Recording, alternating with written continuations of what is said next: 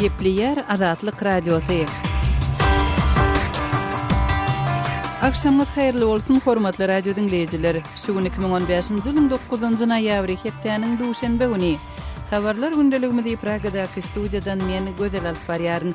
Şu günkü programmamyzda Ortiýetiň uçarynyň müsürde helakçylyga uçramagy boýunça derňew geçirýän resmiler uçar betbaçylygyna bombanyň sebäp bolmagynyň görän ähtimallygyny aýtdylar. 31-nji oktýabrda uçar A321 turistik merkez Şamyl-Şähden ýola düşeninden 23 minut soň ýykylyp içindäki 224 adam öldü. Türkmenistanda dolaryň gyçylygynyň döremegi pul çalyşygyndaky resmi çäklendirmeleriň girdilmegi bilen bir wagtda kanunyň çäginden çykmakda aýyplanyp bir näçe adam tutsak edildi. Bir ksan bank işgari aýyplan bolýarlar, köçüde valuta satýan adam tutan bolýarlar, aýyplan bolýarlar, şu aglydan bolýarlar telewizionyň öňünde. Transowgan gaz geçiricisi dekabr aýynda gurulyp başlanar. Türkmenistanyň giňişliginde guruljak bu gaz geçiricisine Köwüş gidýän Owganistanda näme garaşýar?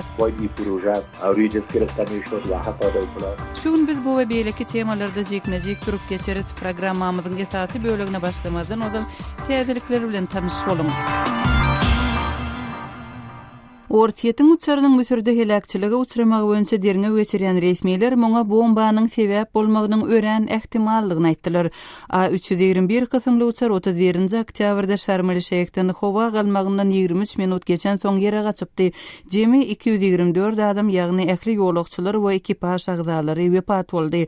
Sinay ýarymadasyna hökümet güýçlerine garşy töweşýän Islam döwleti toparynyň söweşijileri uçary ýere gaçyrandyklaryny aýtdylar. Subutnamalar we barlyklar şeýle-de gara gapyrjagyny ýazan tesleri munyň bomba bolandygyny görkezýär diýip mösürüň derňew toparynyň agzasy biz munyň bomba bolandygyna 90% ygtybarly diýip adynyň tutulmazlyk şerti bilen mälim etdi. Bu arada Reuters agentligi habar berdi. Birleşen Ştatlaryň we Britaniýanyň resmileri aňtaw maglumatlaryna salgylanyp Şarm-el-Şeýhden Sankt-Peterburga barýan uçaryň içinde bombanyň partlamagynyň netijesinde ýere gaçandygyny aýtdylar. Boris Nemcowyň başgalatynyň aklawçysy derňewçileriň Çeçenistanyň howpsuzlyk güýçleriniň agzatyna garşy opozisiýon lideriň öldürilmegi bilen bagly aýplamany ýönkendiklerini aýdýar. Aklawçy Vadim Prokhorov Çeçenistanyň içeri işler ministrliginiň Sever batalyonunyň agzasy Ruslan Muhuddinowyň Nemcowyň öldürilmegini gurnamakda gaýbana aýplanandygyny 8-nji noýabrda habar berdi. Prokhorov Ortiýetiň merkezi derňew komitetiniň 6-njy noýabrda iş gozgandygyny aýtdy. Kremliň açyk tanqidçisi Boris Nemtsov 27 fevralda Moskwanyň merkezinde atylyp öldürildi. Birleşen Milletler Guramasy howada zäherli buğly gazlaryň derejesiniň 2014-nji ýylda ýene ýokurlanyp täze görkezijilere ýetenligini 9-njy noýabrda eglan edilmeginiň ýa-ni howanyň ötkemegi boýunça çäre görmäge çağırdy.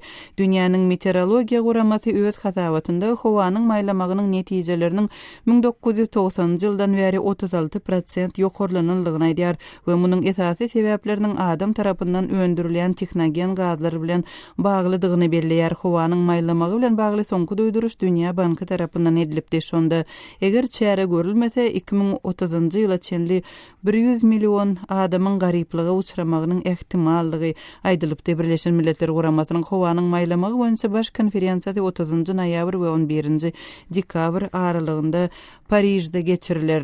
İran, Saudi Arabistanynyň işleri ynanylan Tehrandaky wekilini çagyryp Saudi Arabistanda 3 İranlynyň neşe gaçakçylygy bilen baglylykda cezalandyrylmagyna protest bildirdi.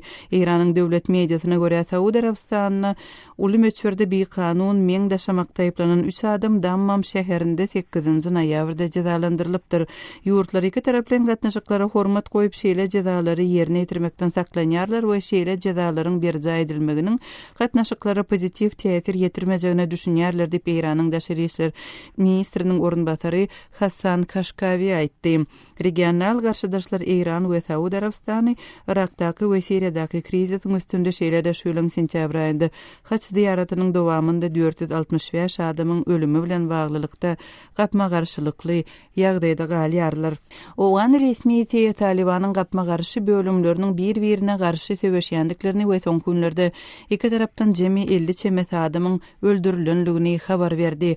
Zabul vilayetinin Arkhandap etrawynyň häkimi Muhammad Nostrayar Talibandan bölünen söwüşçüleriň Molla Muhammad Rasulyň ýolbaşçylygynda Awganistanyň gün ortasynda Islam döwleti toporuna goşulanlygyny aýtdy. Geçen hepde Rasulyň Kawlyň iýul aýynda Talibanyň esaslandyrjysy Molla Umaryň ölenligi barada gylan etmeginiň ýa-ni ýolbaşçylygy öz eline alan Molla Akhtar Mansury goldamayan toporyň lideri diýip aýdyldy. Talibanyň Mansura ýakyn ýolbaşçysynyň 8-nji noýabrda Associated Press agentligine aýtmagyna görä Rasul özünde ýeterlik söwüşçi bolman soň Islam döwleti toporuna goşulypdyr. Türkmenistan Awganistana elektrik energiýasynyň uzak möhletliğin üpçünçiligini göz öňünde tutýar. Prezident Gurbanguly Berdimuhammedowyň 2027-nji ýyla çenli türkmen elektrik energiýasyny Awganistana uğratmak barada permana gol çekenligini türkmen mediýasy habar berdi. Türkmenistan Awganistana elektrik energiýasyny ýeňillikli nirkdan satýar. Şöýleň maý aýynda ýurtlaryň arasynda gol çekilen dokumenti laýyklykda Türkmenistan Awganistana berýän elektrik togunyň möçberini agdalan döwürde 4 esse artdyrar.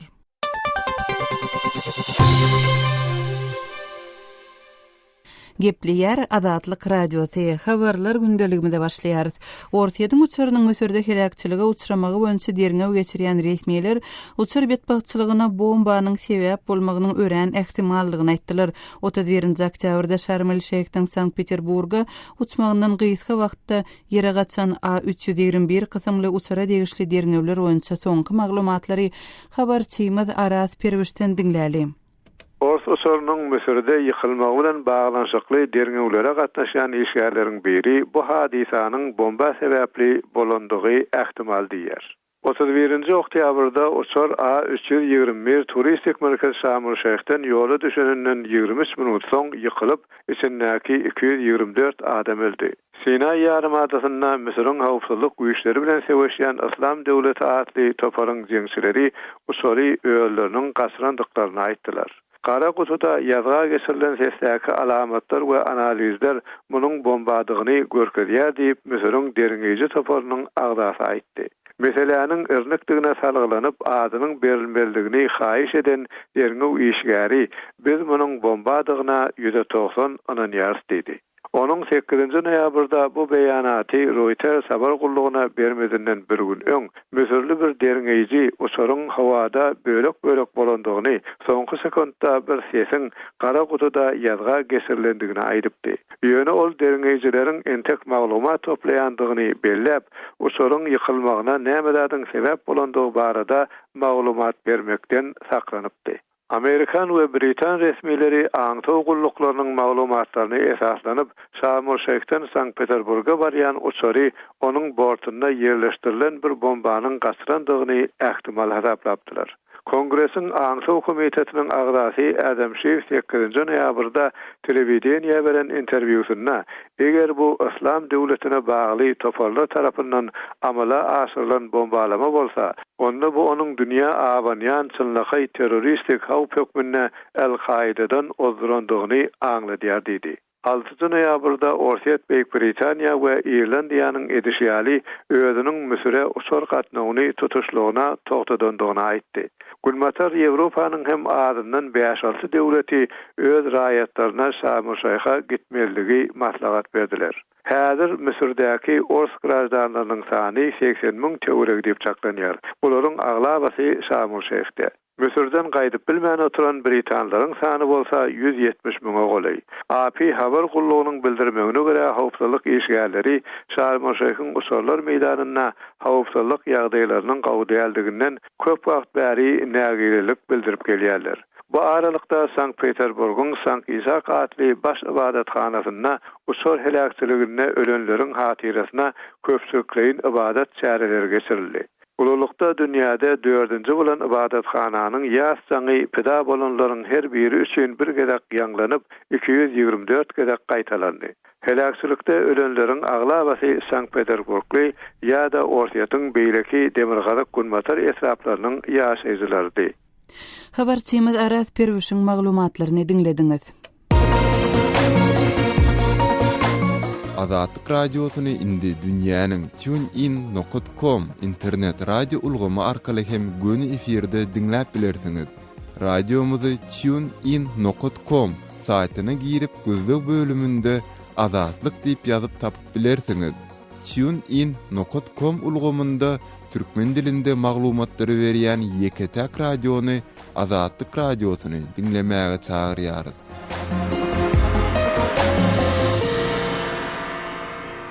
Gepleýär Azatlyk radiosy, siz habarlar gündeligimizi dinleýärsiňiz.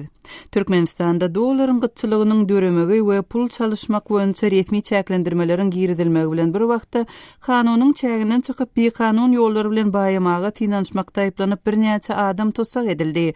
Türkmenistanyň döwlet telewizionynyň 8-nji noýabrda beren gepleşiginde öz-özlerini günäläp çykyş eden birnäçe bank işgäri we adaty raýat görkezildi. Gelin bu maglumatyň jekmejeklerini kärdeşim Sehradan dinläli. Türkmenistanyň Döwlet Täjirçilik Bankynyň orta we kiçi derejeli wezipedäki iki işäri hemde iki sany aýal adam ýurtda türkmen manadynyň hümmeti dollara bolan gatnaşykda üýtgejek diýen gürrüňler bilen bagly soňky döwürde il içinde dören gürrüňlere il teşigi bar diýilip tutsak edildiler. Bu barada Türkmenistanyň döwlet telekanalynyň maglumatynda habar berilýär. Bu waka bilen bagly döwlet täjirçiligindäki Altyn Asr telekanalynyň 7-nji noýabrda görkezilen Watan habarlar gepleşiginde jemi 4 adam görkezilýär. Olar efirde öz-özlerini ýazaryp çykyş edýärler.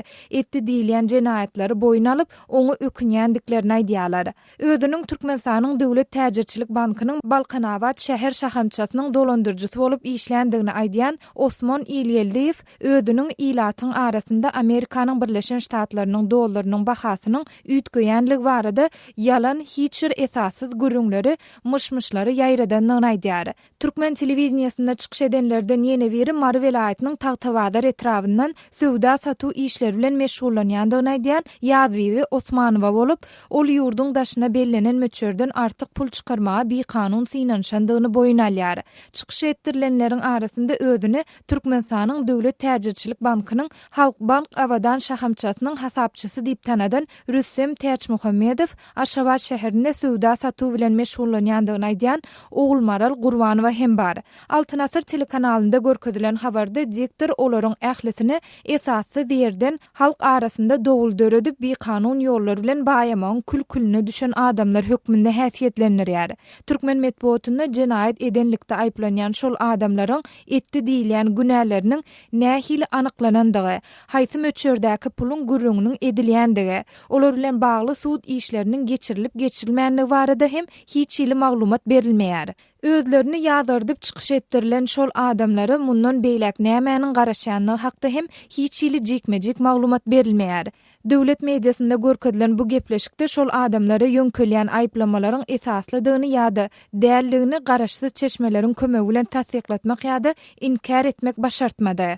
Bu habarlar oktyabr aýynyň ahirine Aşgabatda manadyň ýene hümmetsizlenjekdigi baradaky gürrüňleriň netijesinde paýtagtyň valyuta alyş-çalyş nokatlarynda nowatlaryň emele gelmeginiň izi süre ýüze çykdy. Bu maglumatlary değişli resmiýlere tasdiklatmak ýa-da inkar etdirmek başartmasa-da ýurtda dollar satyn almak meselesi bilen baglanşykly eýem häkimetler tarapyndan girdilen käbir çäklendirmeler bar. Ýagny şu ýylyň başynda her bir Türkmenistanda bir günüň dowamında 1000 Amerikan dollaryny satyn alyp bilen bolsa, häzirki wagtda her bir raýat bir aýyň dowamında 1000 Amerikan dollaryny satyn alyp bilýär. Gepin gerdişine görä belläp geçsek, Türkmenistanyň ministrler kabinetiniň 6-njy noýabrda geçirilen giňişleýin mejlisinde Türkmenistanyň prezidenti Gurbanuly Berdimuhammedow paraxorlygyň, korrupsiýanyň artdyryp ýazmalaryň ähli görnüşleriniň kanuny laýyklykda berk öňüne aljakdygyny ministrlikleriň we pudak edaralarynyň ähli ýolbaşçylaryna ýene-de bir gezek duýdurýaryn diýip çykyş etdi. Emma bu urda takyk nähil çäreleriň görüljekdigi barada anyk maglumat bermedi. Ýatladyp geçsek, geçen ýylyň noýabr aýynyň 13-nä ýurtda dollaryň hümmetiniň ýokurlanjakdygy bilen bagly wakalar bilen ilteşik bar diýilip 13 adamynyň tutsak edilendigi habar berilipdi. Şol gezek hem döwlet mediasynyň beren maglumatlarynyň nä derejede hakykata gawat gelýändigini, adamlary ýönkelen aýplamalaryň esaslydygyny ýa-da däldigini garaşsyz çeşmelere tasdiklatmak ýa-da inkar etdirmek başartmany. Kardeşim Sehranyň maglumatyny dinlediňiz. Türkmenistanyň valyuta bazarynda durnuksuzluk geçen ýylyň güýzünden bäri dowam eder. Geçen ýylyň noýabr aýynda ilkinji ýylda türkmen manadynyň dollara görä hümmetiniň üýtkejegi barada ýurt içinde görüňler peýda bolup başlapdy. Şonda da kiçi wezipeli bank işgärlerinden we ýöneki raýatlardan birnäçe adam tutsak edilipdi. Mundan 1,5 ay geçen soň 1-nji ýanwarda türkmen hökümeti türkmen manadynyň Amerikan dollaryna garanda resmi kursunyň üýtgegenligini we 20%-den gowrak gowşaýanlygyny resmi derejede elan edipdi. Türkmenistanyň maliýe puwdagynda dören Edil Şuwunky ýagdaý nämeden habar berýär. Bu sowal bilen Türkmenistanyň Merkezi Bankynyň öňkü ýol başçysy Hudaýberdi Orazowa ýüzlendik.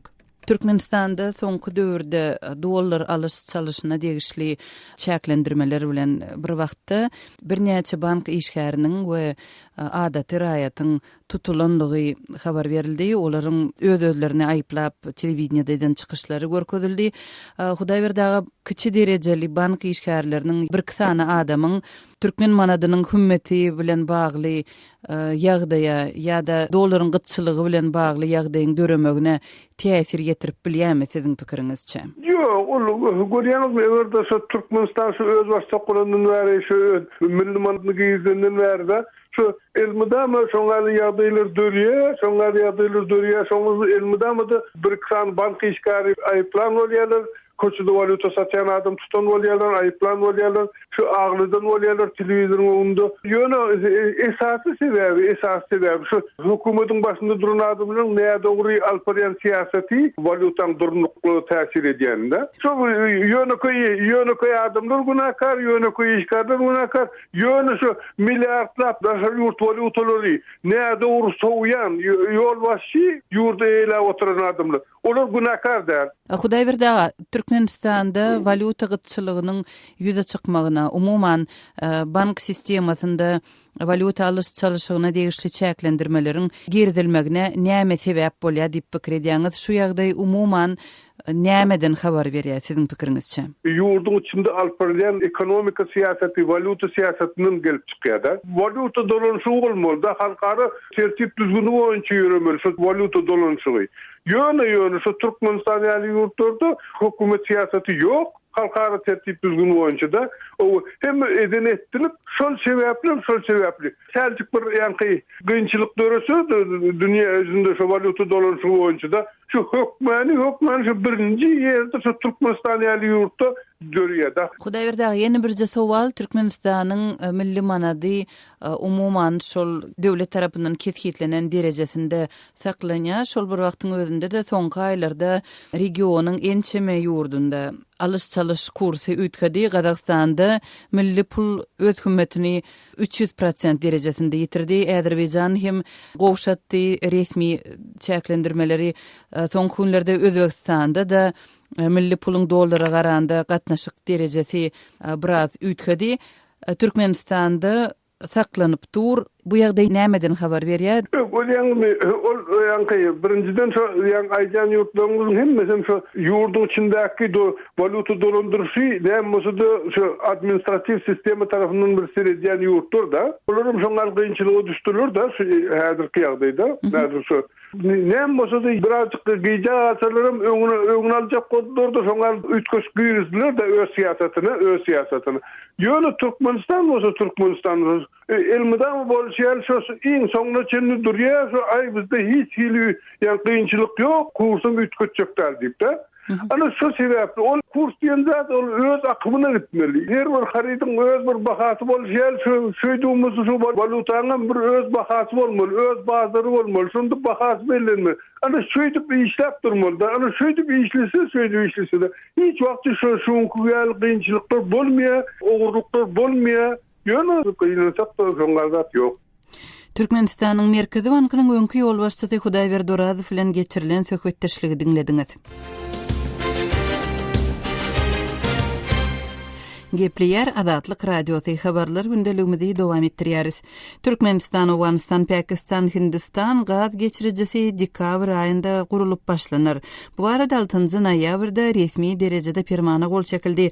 Emma Türkmenistanyň giňişliginde guruljak bu gaz geçiricisine söwüşler barýan Owganistanda näme garaşýar? Azatlyk radiosu Owganistanyň Kabul Üniversitetiniň Ykdysadyýat boýunça fakultetining mugallimy Täç Muhammed Akbar bilen söhbetdeş boldy. Söhbetdeşligi kärdeşim Sähradan dinläli. Türkmenistanyň prezidenti Türkmenistan, Owganistan, Pakistan we Hindistan gaz geçirjisiniň taslamasynyň guruluşyna başlamak boýunça tapşyryk berdi. Oňa siziň garaşyňyz nähili? باید این پروژه روی دست گرفته میشد و حتی به اصطلاح سال 2015 ای با پای اکمال میرسید. اما متاسفانه یک سلسله ملحوظات سیاسی هم در مابین بوده. Türkmenistan, Awganistan, Pakistan we Hindistan gaz geçirjisiniň işine has öň başlanmaly. 2015-nji ýylyň dowamynda Trans-Awgan gaz proýektiniň işi amala aşmaly. Emma gynansaňam käbir syýasy meseleler ortada bar. Şonuň üçin top proýektiniň taslamasy başa barman gelýär. Pakistan bilen Awganistanyň gatnaşygy gowdal. İran hem gaz geçirjisiniň öz topragyndan geçmegini isleýär. Awganistanda howpsuzlyk şertleri barha ýaramanlaşýar. Top proýektiniň taslamasy barada oňa gatnaşan ýurtlaryň döwlet resmiýetleriniň arasynda ençemegedek maslahat geçirildi. Konsorsium döredildi. Onuň jogapkärçiligini Türkmenistan öz üstüne aldy. Türkmenistan, Awganistan, Pakistan we Hindistan gaz geçirjisiniň işiniň başa barmagy boýunça esasy mesele Awganistanda howpsuzlygyň üpjün bolmagydyr. Öňki ýyllarda Awganistanda ýagdaý birnäme gadalady. Häzir bilen howpsuzlyk şertleri gitdigiçe ýaramanlaşýar. Hususan hem gaz turbalarynyň geçşek ýerlerinde ýagdaý dartgynlygynda galýar. Çekiljek gaz turbasynyň uzunlygy Awgan topragynda 700 kilometrden gurrakdyr. Ol hem Gunmatar we Gunorta Awganistandan geçmelidir. Gunorta we Gunmatar Awganistanda howpsuzlyk şertleri dartgynlygynda galýar. Misal üçin Helmand, Herat, Gandahar we Para vilayatlarynda çatyşyk barýar.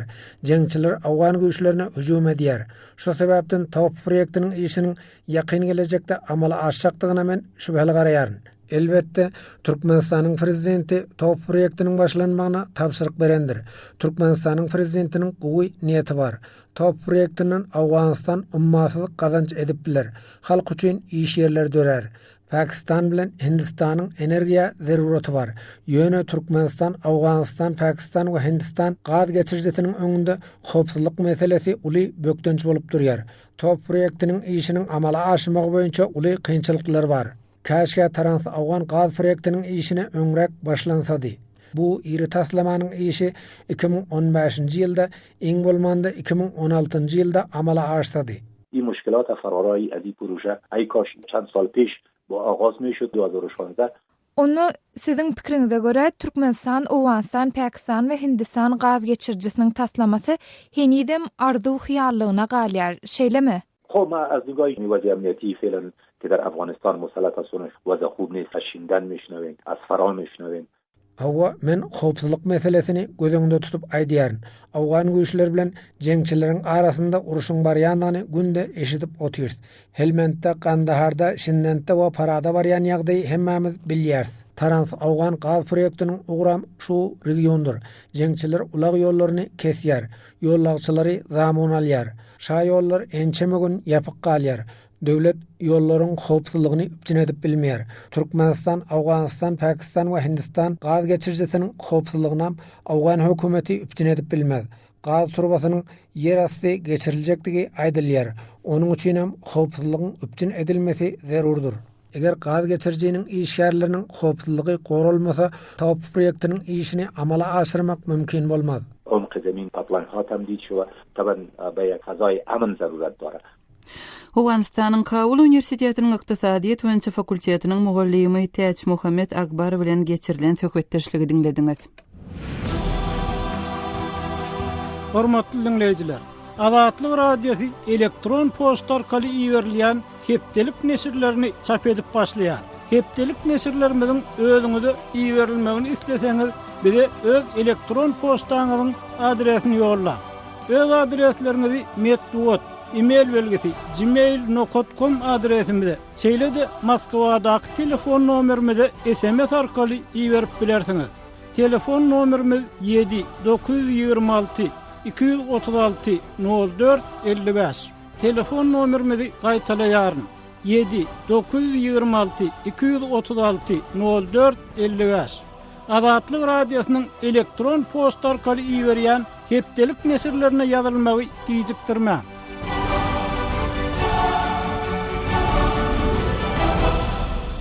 Gepliyer Adatlyk Radiosu sizi habarlar gündeligimizi dinleýärsiňiz. Anny önkü hökümet maslahatynda prezident Berdimuhammedow paraxorluga korrupsiýa artdyryp ýazmalaryň ähli görnüşlerine ýol berilmejegini we şu meselede hiç kime geçirimlilik edilmejegini duýdurdy. Paxta önümçiliginde artdyryp ýazmalara ýol berilenligi sebäpli Liwap vilayatynyň Saýyad etrawynyň häkimi we prokurory wezipelerinden boşadyldy.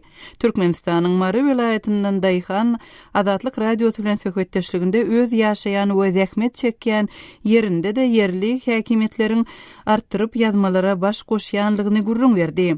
Habarçymyz Sultan Atçylowanyň geçiren söhbetdeşligini dinläli. Paxtany ekeninden soň 5 kere sormal diýdiňiz. Paxta sorulmadyk ýagdaýynda tehnika hyzmatlaryny näle geçireňiz? Paxta ýa-ni kultivasiýa diýä böleki hyzmatlary. Paxta baradaýdanmyzda da 5 sapar soýakmal bolsa paxtany. Meselen men bir sapar soýakkan. Suw hojalyk ýol başçylary bar. Bular 5 sapar soýakdyň diýip saňa loksalýarlar. Edil düzgün oýunçyna loksalýar. Emma men bir sapar soýakkan ony. Sen meňe ziyat pul tölemeli diýen diýseň ony düşündirip bolmaýar olar. Öwredilen olatlar, ökde olatlar olar. Ýene de şu ýerde Daýhan helak bolýar. Ýere tehnika hyzmatlaryny näle getdiňiz eger şu wagtynda sorulmaýan bolsa. Kulta geçirilýän mysal üçin. Kultede 4-5 sapar soýaksaň 10 sapar kultu urmalyňa, ilki kultu urmalyň, ýene bir kultu urmaly düzgün oýunça. Ýene onuň akhoşnyk diýip bir zat bar, onu urmaly. Olaryň onu derek ikisi bolýar. Tutuş hasylyň bişýänçe da ýetişýänçe. Şonun alýan hasylyň nähil bolýan? Ondan soň orada hasylyň bar bolmanda, teň hyzmat etmeseň ol näme paxta, onun hasyl alyp bolanaga. Onun pesticik çüteci paxta bolýar, hasylam az bolýar. Eger 10 sapar kultu urup, akhoşny urup, qadaly, şu düzgün oýunça bejerigi geçirsen paxtalar gaty gowy hasyl berýär. Şol paxta bazalaryna tawsyrmakda näle päsgelçilik gözetjekýär? Paxtan geçdi, ýygdyň onu äkidip harmana tawsyrmalylar ertip. Bu ýerlerde de göz oýaşyklar kan ahyry. Oň haýsy ýerine aýtjakdan göz oýaşylyň. Çyýrly diýä beýle ki diýä 5 manat, 10 manat bermeseň çyýrlygyna artyk berip durlar, agramdan kemedip durlar. Berden barangan çekdirmän kan öňürti 5 manat, 10 manat bermeli. Punkda ertende paxtany. Bolmasa ýan gaýdanym. Şu çyýrlyk diýär, onun kilinenem aýryan sen o ýerde Daýhan ol terediňi näbilýärsiň? Te haçan gördi o terediňi kompýuteryň, haçan gördi o zatlary. Öýleri gowy düşünýär öýleri. Paxtany ýygdyranda kilesine 1000 manat berip ýygdyrýan ýa 1000 ýarym berip köne puldan. Onun sen kilisende hasaby bar onun paxtanyň. Ýa Daýhanda hasaby bar. Ertip tawsyrýan pulny gelende sen hasabyň bilen gelen ok, onuň berjek puluňam ýeten ok, berin döwletiň beren pulu şo kil hasabyna. Onuň öz kiýeňden bermeli bolýar. Ýyllyk girdejini almakda päsgelçilik döreýärmi? Ýyllyk girdejini almakda edil ýylyň aýagyna ýa soňky ýyla geçenden oň berilýär. Eline çek berýärler, şo çek boýunça da puluň alyp bolýar, berýärler puluny. Şuňalyk paxtanyň boýy pes bolsa, şo gerekçe boý almasa paxtalar, paxta ýan maşinleri ulany bilen dälsiňiz. Etraplamızda paxta maşinleri bir yerlerde ýok. Marda mene göremok. Paxta ýygyp beren maşin göremok. Howzan masivinde bardyr, giň yerler bar da uly yerler. O yerlerde bardyr paxta maşin. Biziň etraplarda ýok. Biziň yerlerimizde paxta maşini ulanmak mümkinçiligi hem kän bir ýok. Sebäbi biziň yerlerimiz kiçi oýlar, onuň näçe oýlar. Ol Amerikanyň Zonder diýen paxta ýan maşinlerine da giň yerler gerek, uly yerler gerek, howlgan masivýaly. Biziň yerlerde ol paxta maşinleri ulanmaga kän bir mümkinçiligi hem ýok. Onu şey paxtany hasyl ýygnamakda el güýji ýeterlik bolýarmy? El güýji ýeterlik bolanok. Elle ýygjagan bolsaň gaty kän hyzmat talap edýär. Onuň wagtynda ýygylanok, şu wagtda men tek bir ýygylmadyk paxtalar bar biziň. Her indi kış ýetip geldik. Ýa-ni el güýji ýetmezlikden ýa paxta maşinleriniň ýoklugyndan daýa bolýan hasyl bolýarmy? Şu ýygnalman galýan hasyl bolýarmy? Ýyglanman galýan hasyl gaty kän, daýaçylyk gaty kän paxtada. Paxtan dol güýjünde ýygyp bolanok, ýetişip bilenmok ýygyp. Onuň soň indi kile näle yer taýylýarlar, ýerde hasyl galan bolsa. Ýerde hasyl ol guma garlyk gidýär sürülip, ýok bolup. Adaplar ýok bolup ýere sink gidýär. Mallar gidýär, mallar. Kerendeçiň öýde ondan soň näle gödüle garýar. Kerendeçiň öýde boş galýar. Edilen adaby boş bolýar. Şoň üçin kärendeçiň öz ala deden okumuş adamny ýerde galdyrmajak bolup, adamnyň ýerde galýanyna kärendeçiň özi nähili gözüle garýar. Näme etjek elimde näme gelýär kärendeçiň elinden? Kärendeçiň elinden gelýän zat ýok. Habarçymyz Sultan Naçylowanyň Maraly Daýhan bilen geçiren söhbetdeşligini dinlediňiz. Hormatly radio dinleýijileri, şunuň bilen habarlar gündeligimiziň şuňky sanyny jemleýäris. Saatlara kesmeden soň gepleşigimizi ýazgy görnüşinde dinläp bilersiňiz. Azatlyk radiosynyň efir tolkunlarynda galyň.